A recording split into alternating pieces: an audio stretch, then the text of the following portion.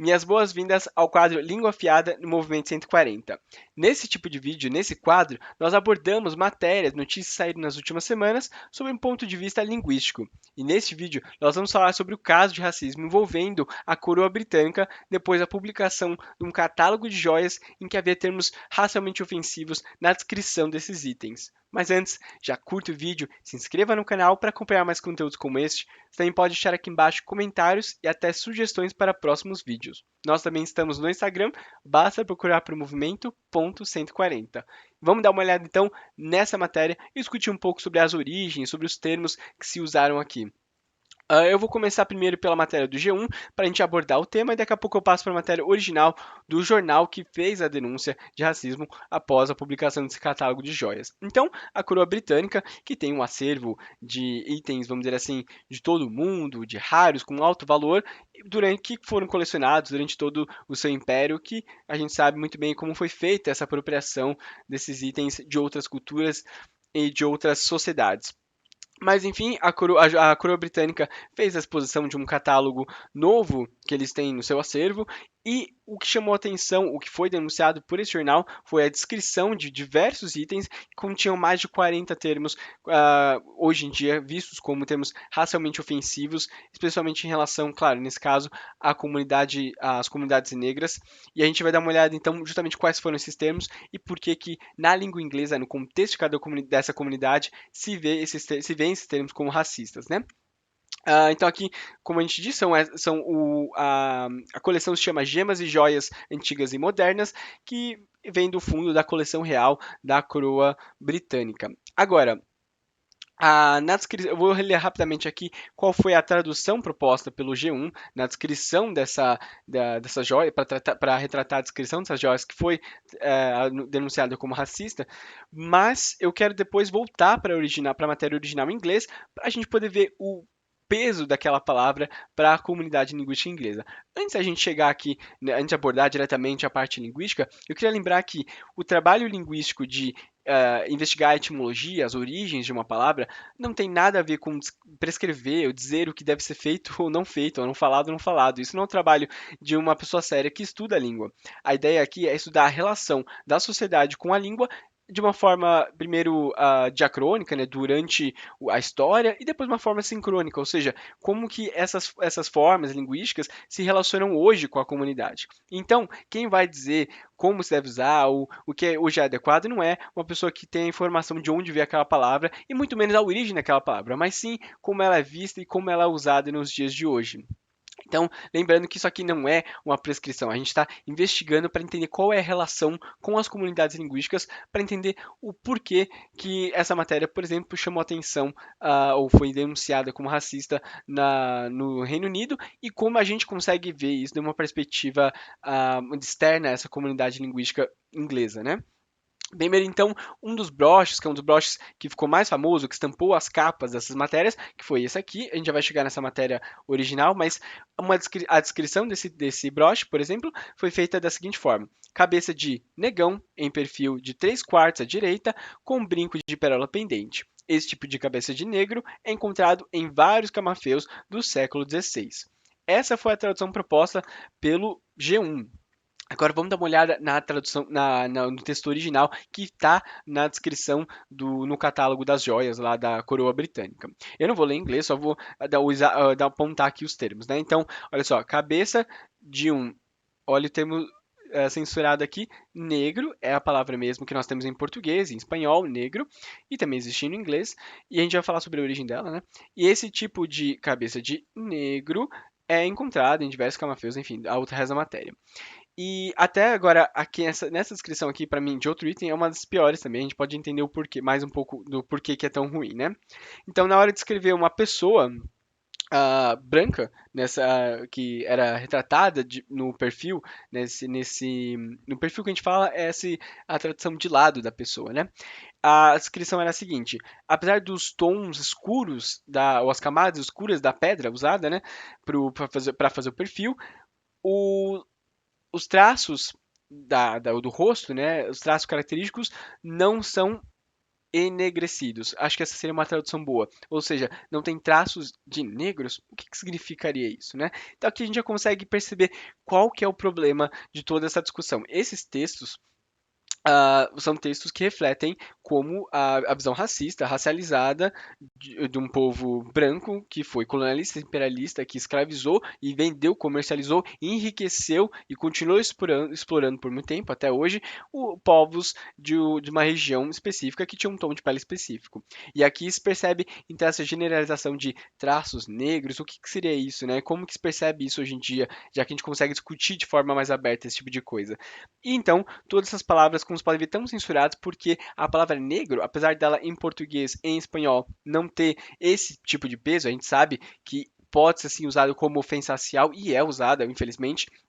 e foi usado também no contexto escravagista, mas em inglês ela tem um outro peso. E aqui eu queria começar essa discussão sobre a origem da palavra. Então, eu vou deixar aqui na descrição do vídeo três, na verdade, artigos. Um está em inglês, que fala sobre a evolução dos usos das palavras para se referir à comunidade negra nos Estados Unidos, mas, assim, não é um texto, não, é um artigo não muito longo, mas também tem dois artigos em português, para quem quiser acompanhar com uma maior facilidade, são artigos bem tranquilos de ler, acho que são artigos até muito bem escritos. Então, a palavra negro vem do latim Níger, ou Níger, que se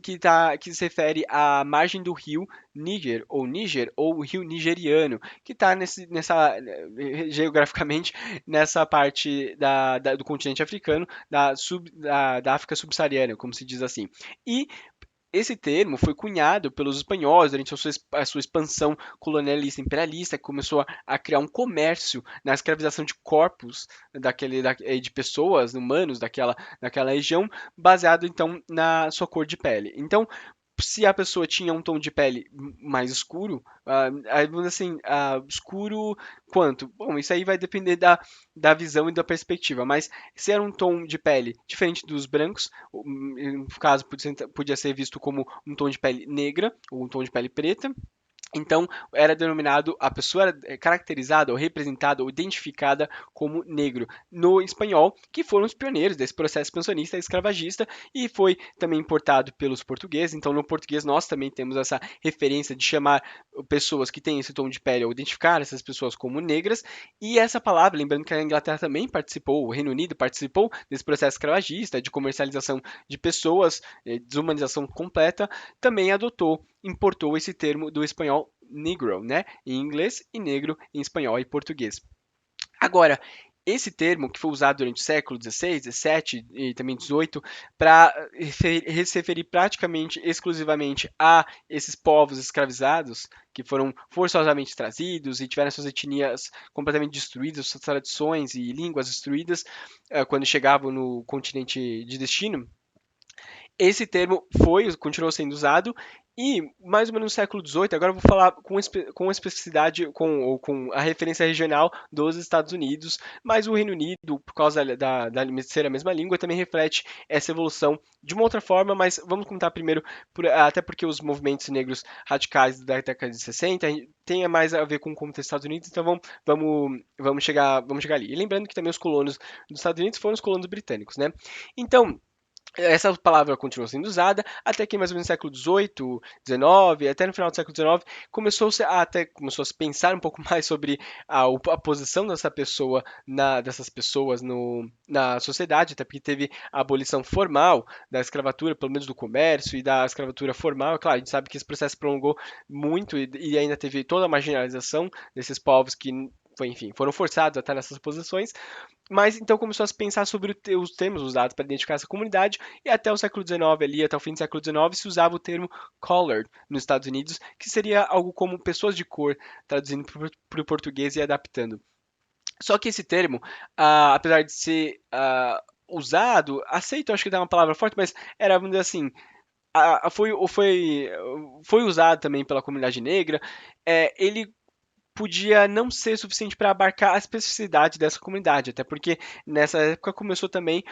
a imigração de povos de outras etnias, de outras raças, vamos dizer assim, raças, vamos pensar em características genéticas e também fenótipas, né? Ou seja, o tipo mesmo da pessoa no rosto, do cor da pele, enfim, outro cabelo, todas essas coisas. Enfim, outras etnias, outros povos começaram também a imigrar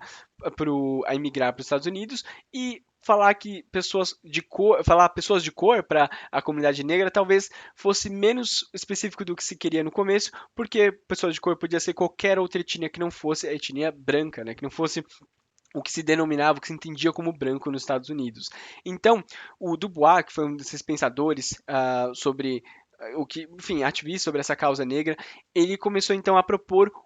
a volta ou a ressignificação, o uso de novo da forma negro, que já se usava durante todo aquele processo escravagista, mas que ele sentia, ou ele, outros,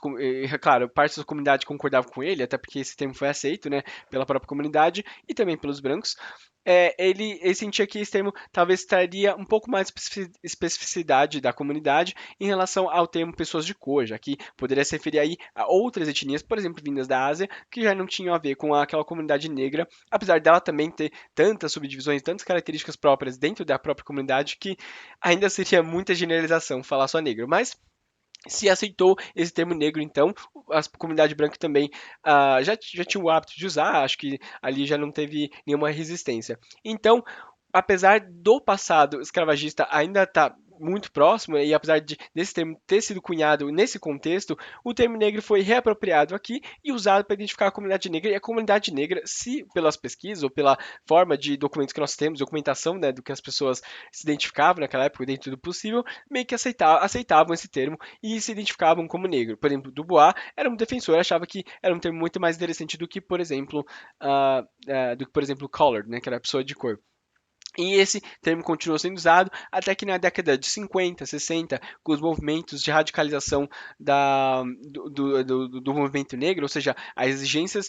de direitos, que lembrando que os Estados Unidos até a década de 80 não tinha legislação para acabar com o apartheid que tinha, que separava, literalmente separava de ambiente, de direitos e de possibilidades de existência as comunidades negras da comunidade branca. Então, com a radicalização,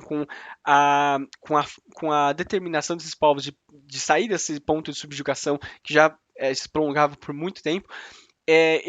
por exemplo, Panteras Negras, todos esses movimentos é dessa época. Começou-se a se pensar um outro termo para denominar, para identificar as comunidades. E aí que é interessante, que eu digo sobre essa ideia da língua ou das palavras serem reapropriadas e ressignificadas ao todo tempo. Então, a comunidade mais antiga, negra mais antiga, que tinha já discutido essa ideia do pessoas de cor ou pessoas negras, e tinha adotado o negro como um termo de identificação própria, começou agora a ser uma geração que já estava fora de moda, vamos dizer assim, porque essa nova geração radicalizada, querendo os seus direitos a todo custo, já começou a propor, então, o termo preto, ou seja, black em inglês. E isso tem tudo a ver com essa, vamos dizer assim, essa nova era, essa nova, ou se desligar talvez desse passado em que o negro era pessoas naquele contexto social e político para uma nova era de outro contexto político social. Então, a língua ela é importante até para refletir esse processo de mudança e que não é só a língua, é um processo social que precisa da língua, vamos dizer assim, para nomear, para identificar, para trazer no léxico mesmo, na linguagem das pessoas, que é como nós organizamos o mundo, né? Essa nova forma de existir, de pensar. Então, Black começaria a ser a nova palavra para identificar a nova forma de identificação pessoal, social dessa comunidade. E apesar de sim, de ainda ter, como eu disse, aquela comunidade mais antiga que se identificava muito mais com a palavra negra, não adotava black, se tinha discussões também, né, se black ainda era um termo apropriado ou não, se eles que achavam que era um termo bom, mas no final a aceitação de black foi muito boa e esse termo começou a sobrepor o termo negro e começou, até porque vamos pensar que a partir desse ponto nós tivemos assim na lei mesmo a instituição dos direitos de negros como se fossem cidadãos de fato dos Estados Unidos. Então é muito difícil de associar a palavra black dessa época, de toda essa revolução que aconteceu por parte desses ativistas muito corajosos. Então, o termo negro começou a ser um termo muito antigo e já defasado, aqui, vamos dizer assim, fora de moda, e que lembrava uma época de subjugação muito grande, em que os negros não tinham ainda os seus direitos, então, e muito atrelado também aquele passado escravagista que eu falei. Então, Black começou, foi uma palavra que substituiu rapidamente, assim, foi em pouco tempo mesmo, em coisa de década, já substituiu aquele termo que agora parecia muito mais ofensivo e começou a ter essa conotação ofensiva porque lembrava muito mais uma época em que, ou seja, para usar esse termo negro já não estava se referindo à condição política e social dessas pessoas no presente, né? Essa era a ideia. E aí, um pouco tempo depois mesmo, na década de 80, final da década de 80, já começou a se propor outro termo que tinha uma ideia menos racial e mais de etnia mesmo, sobre da própria comunidade negra, que é o termo African American ou Afro-American, que tem aí, como você pode ver no nome, a marcação da origem dos antepassados dessas pessoas que foram trazidas do continente africano, forçosamente escravizados, como um símbolo político de reconhecimento das suas origens, e até melhor que isso, sem com orgulho de dizer de onde se veio e, de uma certa forma, honrar as tradições que se perpetuaram de alguma forma, misturadas, diluídas, mas se perpetuaram de uma forma tão presente. Então, é um termo que buscava se afirmar politicamente como um termo que reconhecia suas origens e não só, mas não tinha vergonha e tinha muito orgulho de ter essas origens marcadas. O termo African American, apesar de na sua essência querer substituir o black, porque queria agora trazer uma nova forma de identificação, acabou não substituindo, acabou sendo um termo complementar. Aliás, então agora nós temos são dois termos, black e African American, que acabam sendo usados de forma, estão disponíveis no Lex para as pessoas usarem, a depender do que elas querem marcar politicamente, socialmente, quando usam cada um desses termos na sua fala. Então, essa foi a evolução do termo para a gente chegar nesse ponto de perceber como essa descrição que nós temos aqui de uma pessoa de etnia afro-americana, afrodescendente, ou negra, ou preta, ou como você quer que ponha, como esse termo em inglês já não faz sentido, e aliás, trata essa comunidade com uma ideia ou com uma identificação que já não pertence a ela, e é por isso que houve toda essa indignação, pensando assim, como que a pessoa que organizou, por exemplo, essa coleção, não fez o mínimo que se espera, que é quando se trata de documentos históricos, que é fazer uma contextualização. E é isso aqui que algumas pessoas especialistas na área falaram. Ou seja, você espera que esses lugares que fazem esse tipo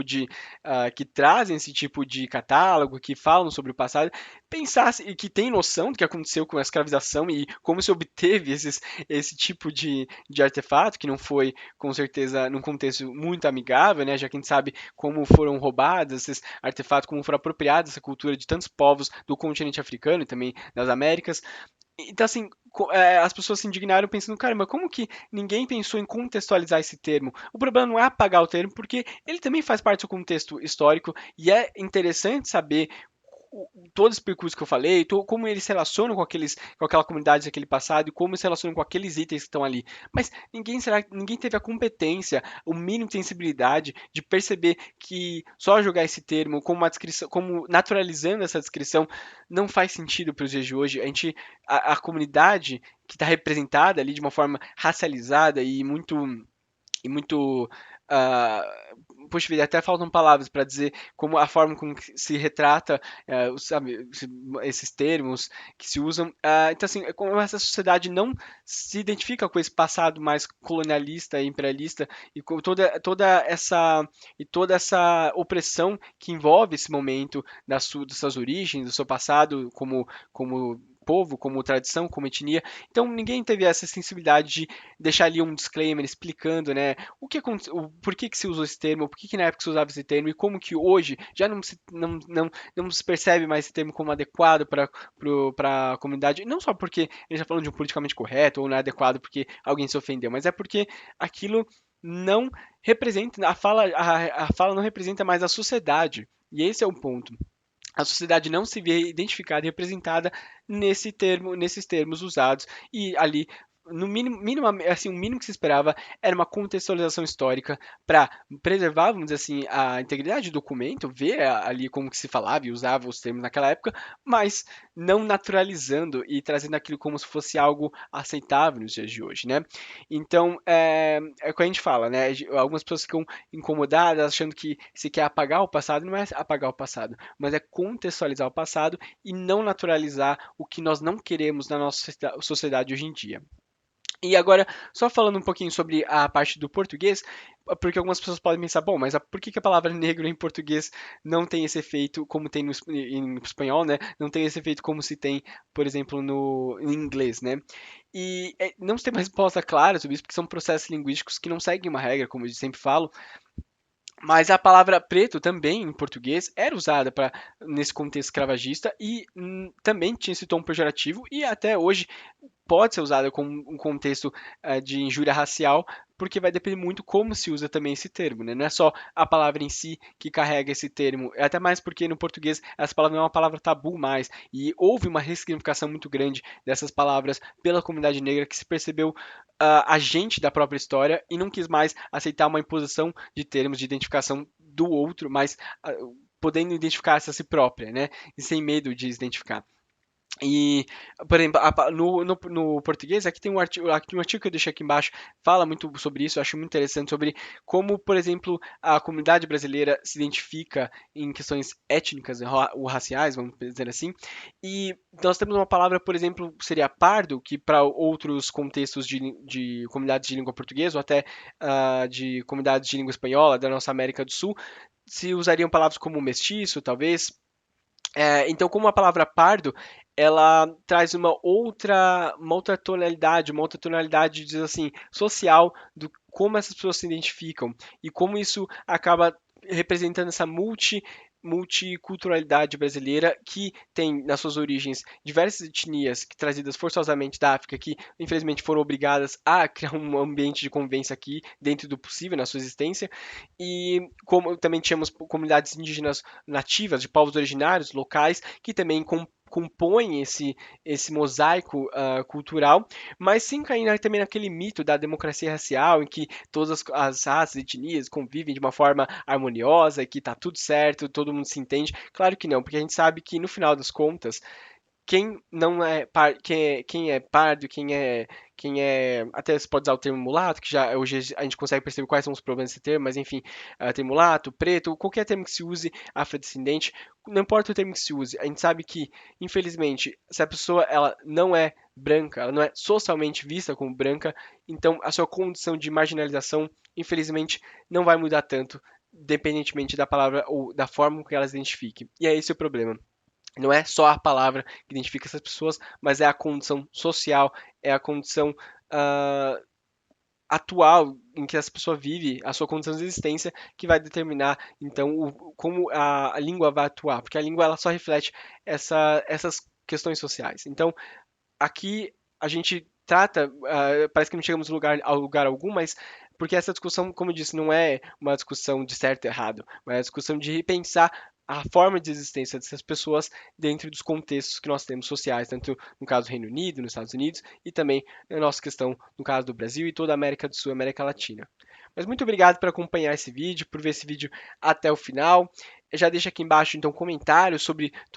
essa matéria, se você viu essa matéria e, enfim, já tinha pesquisado sobre a origem dessas palavras. Também deixa o curtir, acho que vale a pena pelo esforço, pela pesquisa, pela informação e também já se inscreve para acompanhar outros conteúdos como este aqui no canal. Nós também estamos no Instagram, basta procurar por movimento.140. Muito obrigado e até a próxima.